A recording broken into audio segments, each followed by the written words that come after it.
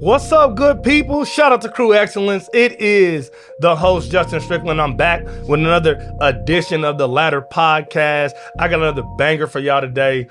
Something that I've really been thinking about as a lot of political discourse has really popped off online, and a lot of conversations are being had. I was like, man, if I could answer two questions today, it would be super dope. And so if you stay to the end, I'm going to get to those two questions. And I think they're questions that you want answers to as well. And I think what they do is inform our political discourse and inform our political kind of foundation for why how we are as a country, and the way that those beginnings have implications to our modern version of what America is. But before I get into any of that, make sure you like, share, and subscribe, because it costs you nothing, and I would be forever grateful. You feel me? And if you are worried or you're like, what is this? I got you. The Ladder Podcast is a podcast all about leadership. The ideal is that you are a leader, no matter your position or title, because you have leadership responsibilities, even if that's just yourself. And so my job here is to take whatever you come here with and enrich it and grow it and empower you as a leader to be better, because you can impact not only yourself, those around you, and eventually the world. And so that's the goal, is to create world leaders that are excellent. Not only in their actions in public, but their actions in private as well. And we are going to do that today, because that's what we do every time we're on the Ladder Podcast. So if now that you know why you're here, you can like, share, and subscribe, I'm with it. You know what I'm saying? I'm with it. All right, two questions we're going to answer today. Like I said, stick around to the end, because I think you will love to hear both answers. We're going to answer two questions. Is the U.S. Constitution the best document ever written? And is America a Christian nation? And the reason I want to answer these two questions is I feel like a lot of our discourse online is grounded on either of what you answer to these two questions. I want to be honest about what I believe the answers are, and how I believe our perspective on these answers really dictates how we interact with people in person, online, or whatever. When we're talking about America, its greatness or lack thereof, its political superiority, one party better than the other. All of those things, I think, are stem from your answer to these two questions. And so first, I want to talk about the U.S. Constitution and if it's the best document ever written. Now, first, I want to be clear. I think when most people are citing the U.S. Constitution or referring to it, they are often grouping in the Declaration of Independence and the Bill of Rights. And so when when I say the U.S. Constitution here in this episode, I am using that term to include those two documents as well, just because a lot of the political discourse, a lot of the conversation I've seen, they will say, they will bring up the Constitution, but quote the Declaration of Independence. Or they will bring up the Constitution and quote the Bill of Rights, which, in fairness to the Bill of Rights, can be included in the Constitution. And so I'm not necessarily saying they're wrong, but I do want to be honest. If anyone is a stickler for specifics, that I am grouping in the U.S. Constitution with the Bill of Rights and Declaration of Independence. Okay, so I'm going to start with the Declaration of Independence, what it was, who kind of go over why it was written, and some of the things that was said, and what it meant then, and to what we think it means now, and the implications of both. Declaration of Independence was signed on July 4th, 1776. For those of you that did not know that, now you know. Okay, that's where we get 4th of July from. If you were wondering, right? That is the Independence Day, right? One of the things in the Declaration of Independence that is probably one of the most famous lines in the document is, all men are created equal and endowed by their Creator with unalienable rights, that among these are life, liberty, and the pursuit of happiness. This is one of those phrases, one of those things that has really become embodied in the thread of American society and culture. And I want to break it down. I think when we read this today, we read this as a statement of equality among race, among class, among ethnic groups, among age groups. But when it was written, that was not necessarily the ideal. And I'm going to break it down and prove this pretty easily, honestly. But when it was written, and I'll have links down for sources for these, which is a thing, y'all. When people are doing things like this, talking about ancient or U.S. Constitution really ancient historical documents and things of that nature, make sure they provide sources, because you should be able to do your own research and to see if you come to the same conclusion. And so I'm going to provide some sources that are scholarly sources and firsthand account of these documents, so that you can do your own research and see if you come to a similar conclusion as me or not. And so when the people that wrote the Declaration of Independence and signed it, it was signed by 45 white men across the colonies in the Americas. What they meant by all men created equal was not an individual equality. What they meant was really more of an equality amongst states. Because if you read the Declaration of Independence, basically it's a long list of the reasons why the King of Britain is wrong. It is just bullet point after bullet point of why the King of Britain should no longer exercise authority over the 13 colonies. And I'm going to read off some of these reasons, some of these lists of reasons. So taxation without representation. They talk about the ideal that the king of Great Britain, a ruler of Great Britain, wanted to tax the colonies and disallow them from participating in Parliament. This was a big issue, and a lot of these founding fathers or people that signed the Declaration of Independence were people that traveled back and forth from the Americas to Britain in order to try to participate in Parliament to get laws and things passed in the Americas that benefited the American people. The ruler of Britain did not like this, right? It's like, y'all are far away, y'all are a colony, y'all don't have no say-so. And so that was a big deal. The quartering of soldiers was a huge deal. And so there's several other items along with this, but if you don't know what that is, quartering of soldiers is basically the ruler of Britain would force American not citizens in this sense, but people in the American colonies, America, to house soldiers in times of peace. So not in times of war. There's no war going on. If a soldier comes to your town, you have to provide him housing. And this could be private housing. So they felt that it was infringing on their rights as citizens, right? Another thing, they were no jury trial for citizens. So if you were if they viewed you as being against the ruler of Britain, hung, no trial, it's over, right? That's just what it was. And so that was a big deal. And this is something I thought was interesting as I was reading. He was making immigration and migration difficult. And so as the American colonies were kind of booming, it appears when you read the document that the ruler of Britain was doing some things that was making it more difficult for people to come over. And so they didn't like that. And then he, one of the last things that I noted was he made it so that the British Army, their rights were more important than the civil powers, whether it be local government, local governors, mayors, whatever the colony. That the British Army soldiers, they had their power usurped those of the local people, which was a big deal. And so when you look at all the other things that they're talking about, and you reread these unalienable rights, you realize what is really being discussed here is that when they say life, liberty, and pursuit of happiness, they're talking about the idea that the British government is infringing on the rights of the colonies, infringing on the rights of the Americas to set up their own way of life. Because they're saying it is different here than it is in Great Britain, and you are now allowing us to govern in a way that benefits the people here, right? And so that was the big issue. Another thing that was on the Declaration of Independence was the statement that government only exists with the consent of the governed, and it is their right to destroy and start a new government if needed.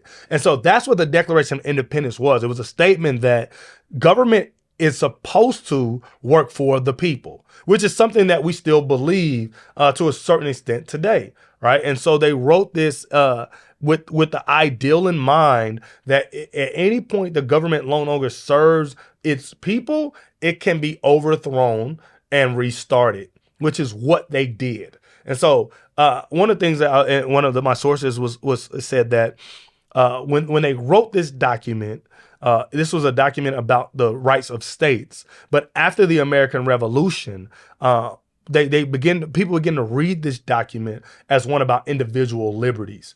And when it says all men created equal, instead of that being an allusion to the rights of states, after the American Revolution, it became an allusion to the right of individual men. But this is the problem even with that view, right? Is after the American Revolution, slavery still exists. And so even when they begin to see this as called an individual right, it still was not a call to all men because it did not include black men.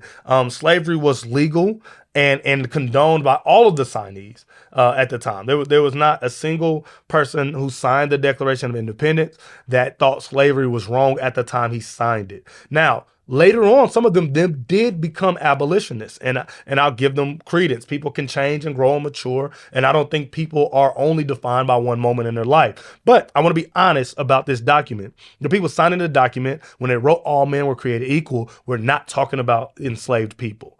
And that in and of itself, to me, undermines the perfection of this document. It undermines the greatness of this document because it does not include enslaved people or natives. They didn't think natives had rights to land or to ownership or to vote or representation. And the same thing with enslaved Africans. And so that is something to just remember as we're looking back at documents like this. I think it's okay to say this was a really cool document and a really important moment in human history as far as the world is concerned.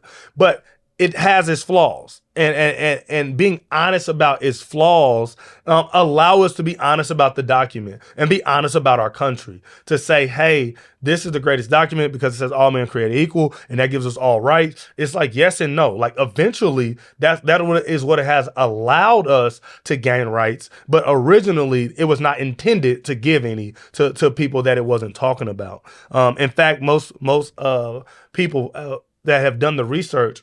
And like I said, I'm sourcing all of this. Say that 34 of the people that signed the Declaration of Independence most likely owned slaves. And so imagine you own humans and you're writing that all men are created equal. It's obviously a disconnect, right? You obviously don't believe that the humans you own are created equal to you.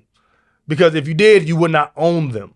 Right. And so there is and you wouldn't own them in the way chattel slavery works in the America. And so there's all that kind of works into it. And so I'm going to move on to the Bill of Rights because I think this is something interesting as well. I've kind of just picked out 3 of the Bill of Rights that I believe to be important today and really I think dominate a lot of our current discourse. And so number 2, I put number 2 is the right to bear arms. And basically it says that American citizens reserve the right to form militias to fight against the government. And so they should always have guns. That's how it's written. And that is very interesting, right? Because most people, when they're referring to the right to bear arms, they're really talking about the right to protect private property, right? I protect my home. I have a gun to protect my family. But the original Bill of Rights is written not for your private or individual protection, but really it's more so that if we wanted to, we would have enough ammo and artillery to overthrow the government. Now, it's so interesting that the government has prepared for that. And so we spend more money on military equipment and soldiers and training than any other country almost in the world in world history, right? If you look at the numbers in the billions of dollars, if not trillions of dollars that we are spending on military, you will see that the American government is equipping itself so that the people are functionally unable to execute this Bill of Rights. Does that make sense? Like the guns that are illegal for citizens are legal for people in the military, and even like those kind of things alone, kind of shift the scales towards the government. Our government is nearly impossible to be overthrown by any single militia or anything like that. Like the only way that we could overthrow the American government would be through mass sacrifice. Like millions of deaths would have to occur to overthrow the American government because of the military superiority that exists in our country. And so like, even though you might be fighting for the right to keep your gun, when you read the Bill of Rights, you realize it's not about your personal property or protection. It's about your protection from government. And most people aren't keeping their guns for that. Just being honest. If we're just honest, like I'm not keeping my gun so that I can overthrow my mayor. Right? That's just, I'm not even thinking about that. I'm keeping my guns because I think there are crazy people in the world and I want to protect my wife and kids, which I'm not saying that is a wrong ideal. I'm just saying that is not the fundamental understanding or reading of the second Bill of Rights. Number 4 is search and seizure. This is illegal search and seizure. This is what's supposed to protect private property, not your guns. This is what's supposed to protect your private property from the government, from illegal police and military search. This is one of the Bill of Rights that is, I think right now, concerning I think ICE is infringing on this by not providing warrants. No-knock warrants from the police infringe on this fundamental right. And the thing is, in our modern renditions, because let me rewind. I'm sorry. This is a lot of stuff, but let me rewind. When this was written, there was no such thing as the police. Okay, and so when they're talking about illegal search and seizure, they are talking about government and military, because there was no such thing as the police. Okay? I hope you're following. All right. And so the loophole that has happened with law enforcement is they don't really think these things apply to them because they're not written with them in mind. Even though I think the spirit of the Bill of Rights would include them, sometimes they're able to get around it because it does not explicitly say law enforcement.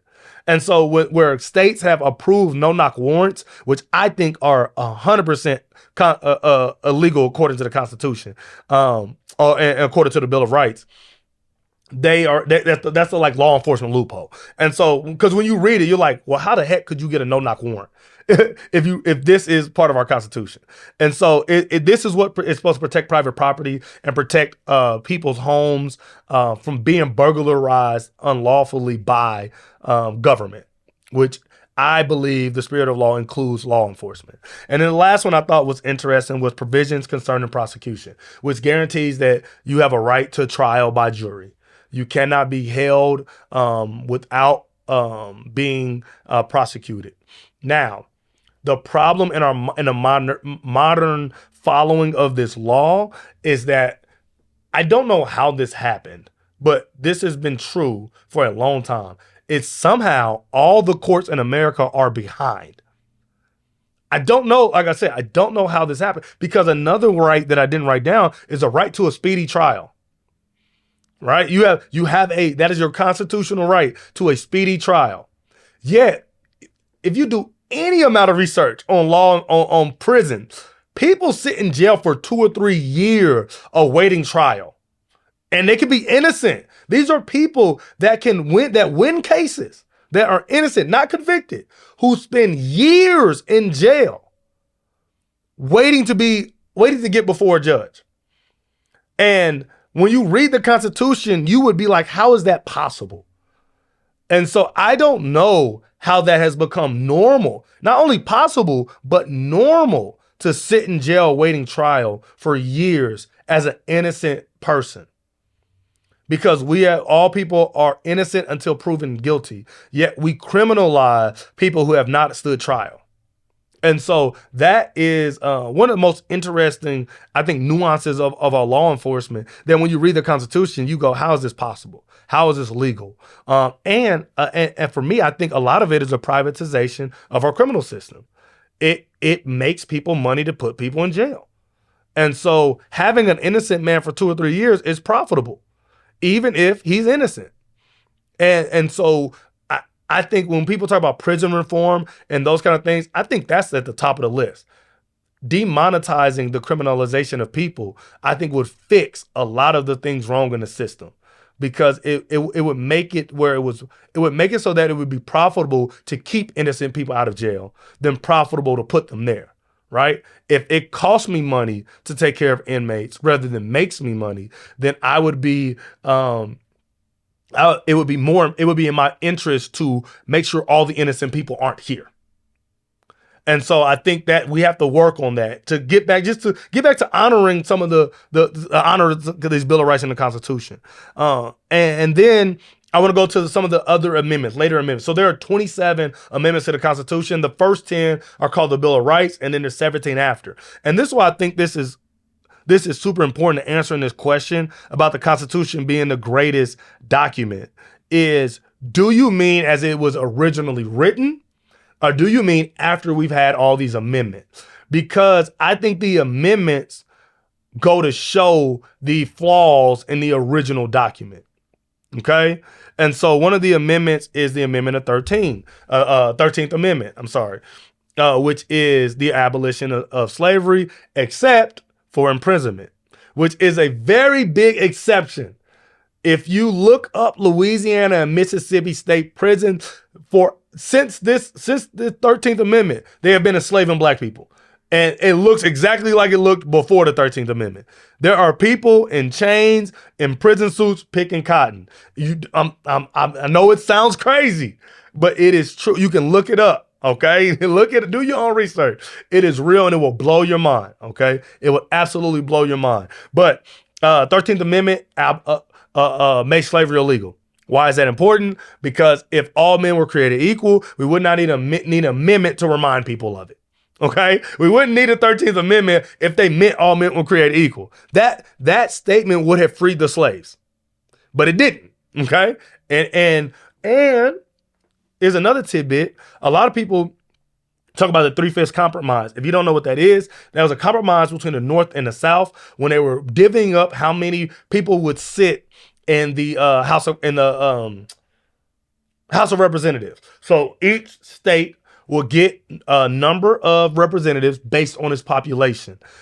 The North convinced the South that of the 3/5 compromise, which meant for every 5 Africans, only 3 of them counted towards the population. The reason this is so important is because, one, it goes back to show that when they said all men were created equal, they were not talking about African people, right? Because if we're only 3/5 of a human, then we're not equal to the people who are 5/5. Okay, so that's obvious. That's obvious. But what it also allowed, and this is the sneaky part of this, is it allowed the North to have a fighting chance in legislation, because the South with its slaves had so many more people than the North did. And so the South would have had an overwhelming majority in the Senate and in the House that the North would have had almost no legislative power.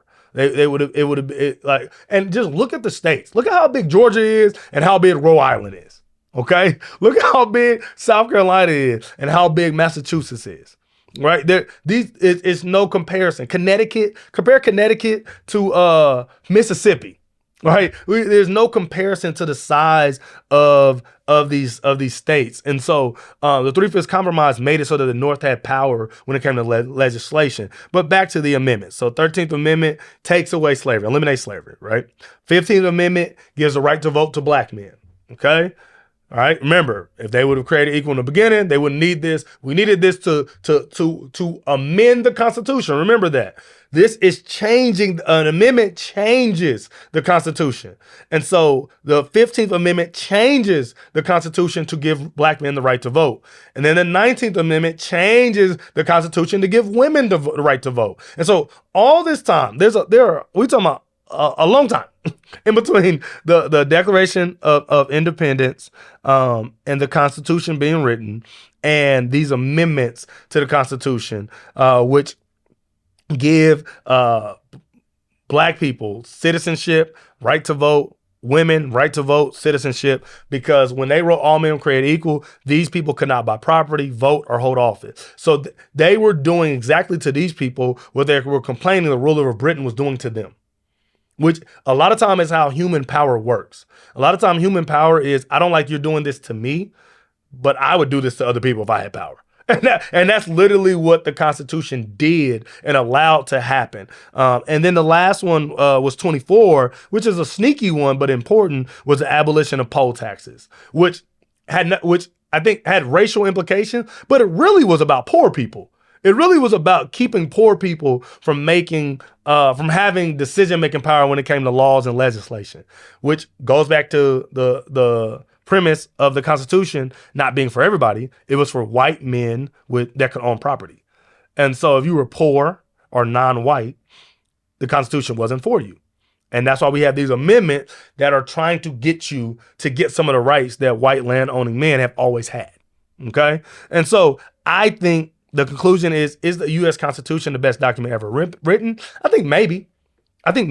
With all of its amendments and the rights that we have been granted to different groups, I think that it stands up. But I think the question is, which Constitution are you talking about? Are you talking about the original one or the one with all of its amendments? I think if you include its amendments, it's a very I think one of the sneaky parts about the Constitution that does make it a good document is that it's breathable. It can change. We can add things to it. We can make amendments to it. And so I think that does appeal to its greatness. But I do think in its original function, there's a lot of flaws to it that I would not call it the greatest document ever. All right. Second question. And I had a third question. I had to nix it. This is a lot, y'all. Second question, is America Christian? This is a loaded question because I have some follow-up questions so I can get you your answer. So the first question is what are you asking when you say, is America Christian? Are you asking, were the people here majority Christian when it was founded? Are you asking, were the people who made laws and set up legislation and Congress and the presidency, were they Christian? And were they writing laws as Christians? What is your barometer for Christianity? And lastly, what does America's Christianity mean for America's people and laws? And so when I ask, is America Christian, I need to break it down and ask some of these follow-up questions. And so I want to ask the first one. Were the people in America predominantly practicing Christians? I would say probably. I would say that the Puritans were Christian. The Quakers were Christian. Many of the Pilgrims were Christian. But there were a lot of people. Britain sent criminals here who had no religious affiliation. And a lot of people at the time, were not Christian. They were deists or theistic rationalists, which is very different than being Christian. And so I think when you ask, to answer the question, were the people in America predominantly practicing Christian? I think the answer is yes, but they were not the only religion by far. And what Christianity meant to them is different than what it means to us in a lot of ways. Okay? For example, church membership was basically required to run for office.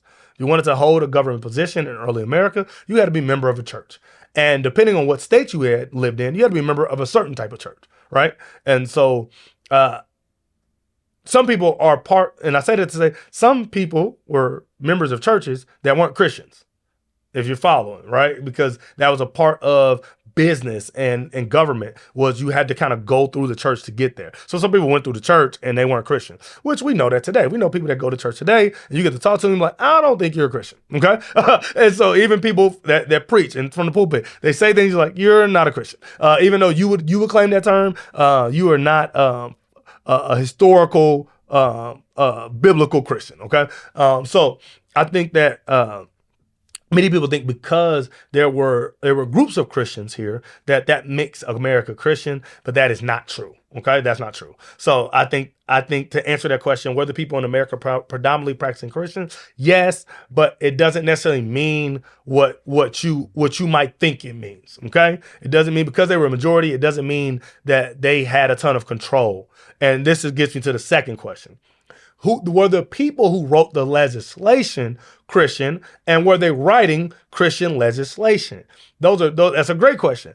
And the answer is no. The founding fathers, the people that had influence, the people that wrote documents, the people that led the philosophical foundation for this nation were not majority Christian, and were not attempting to write Christian legislation. That when they wrote the Declaration of Independence, when they wrote the Emancipation Proclamation, when they wrote the Bill of Rights, and they were not writing a Christian document. They weren't. And many of them were not Christians. In fact, most of them were theistic rationalists, which is something that you probably have never heard of, because it exists today, but we don't use those terms to describe it. Basically, what a theistic rationalist is someone that believes in a higher power, is kind of the word we would use. They would say believe in a divine creator who cares about human affairs, right? But they reject many of the Christian doctrine. Like they don't believe Jesus is the Son of God. They don't believe Jesus died on the cross for sins, or they don't believe they need salvation. They believe that all religions kind of work to help make us more moral and make us good people. And so these theistic rationalists are people that believe morality is good for society because our goal is to be good people, right? Which if you are a Christian, you know that is a very different ideology than what Christianity says and spouts. And so theists, they were mostly theistic rationalists, and the people that wrote, and the founders that really wrote the document, they were almost overwhelmingly theistic rationalists, which is why freedom of religion is written into the Constitution, because they believed all religions could get you to the place where you should be. Like they did not believe that Christianity was the only way, which is why they wrote freedom of religion into the Constitution. Okay, if you just take a step back, if they were Christians.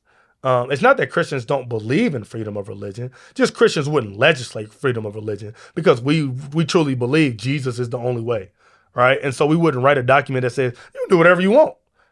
We wouldn't write that down on document, but a theistic rationalist would, which is why that's there, okay? And so were the founders who wrote legislation Christians, and were they writing Christian legislation? The answer is no. The answer to that is no. And I have sources so you can look it up. But I think it's airtight. That conclusion, I would be open to listening to some pushback, but I would question, let's say I'll be open to listening to your pushback, but I believe strongly in that conclusion.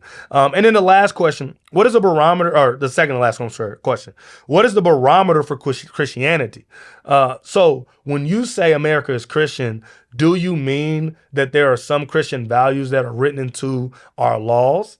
Or do you mean that the America believes that Jesus is our Savior? What are you asking when you say America is Christian? Is Christianity just a standard for moral living? Or is it a set of beliefs that we are in need of a Savior and Jesus is that Savior? And so that's the thing, I think, the breakdown. I think a lot of people, when they say America is Christian, they're pointing to a value system that is inarguably Judeo-Christian. If you think the West is not Judeo-Christian, you have not studied history. It is. A lot of the ideal that you can't murder who you want, steal from who you want, rape who you want, rob who you want, whatever. A lot of those ideals come from the Judeo-Christian lifestyle. And that's just historical, right? But just because society steals or borrows some of those principles and values does not then make that society Christian or Judeo-Christian in that sense. And so I think that for me as a practicing Christian, my barometer for Christianity is the salvation of Jesus Christ. It's not a moral standard of living. I think there are people, depending on the standard of morality, that live good lives outside of being a believer in Christ. And so I think that I am unwilling to whittle down Christianity to moral standard, to a moral standard of living, because the Bible says much more than that. And so I would say that when you have a more true barometer of Christianity, it is very difficult to apply that to America and then come to the conclusion that it is a Christian nation. Yeah. So moving to the last question. I was gonna say more, but this video has been long enough. Last question here was, what does America's Christianity mean for America's people and law? And I say not much.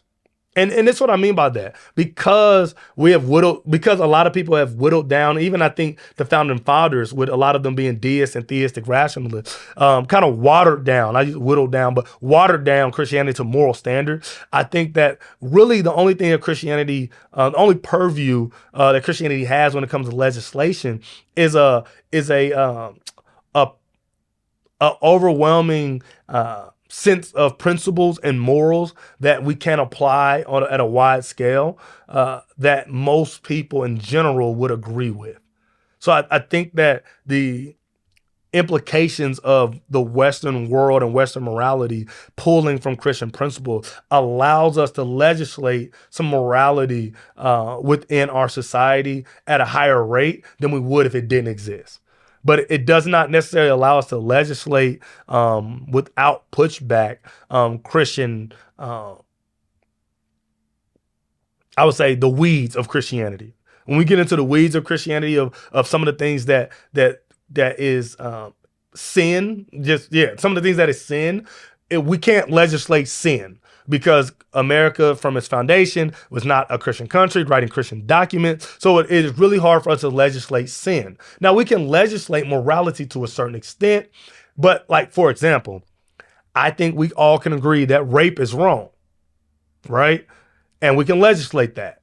That concept is Christian. And if you look up history, most of giving rights to people who are weaker or poor is Christian in its nature, okay? Or Judeo-Christian in its nature. And so we can legislate rape. But the Christian legislation would be, you can't have sex outside of marriage, because that is sin. You following me? And I don't think anybody would want to legislate that. Right? Can you imagine a country in which sex outside of the context of sin, outside the context of marriage, would land you in jail, and that being an American concept? Come on now, the home of the sexual revolution, right? Like this. So that's what I mean when I say we can't really legislate the true values of Christianity, but we can legislate some of those more overarching principles of Christianity. And so I think that think about that when you deal with politicians and politics. I think you have to realize what is me legislating sin, and what is me honoring kind of some of the values and principles that Christianity has introduced to American culture, which can be hard. I'm not saying that this is very clear, like the rape and sex outside of marriage thing. I think a lot of other things are a lot more murky than that. But I just want to be honest about the actual implications of our faith and our laws. Okay, and so yeah. I hope that you learned something today. This was different. I usually don't do a lot of sources, but I love this kind of stuff. And this is the way really my brain works.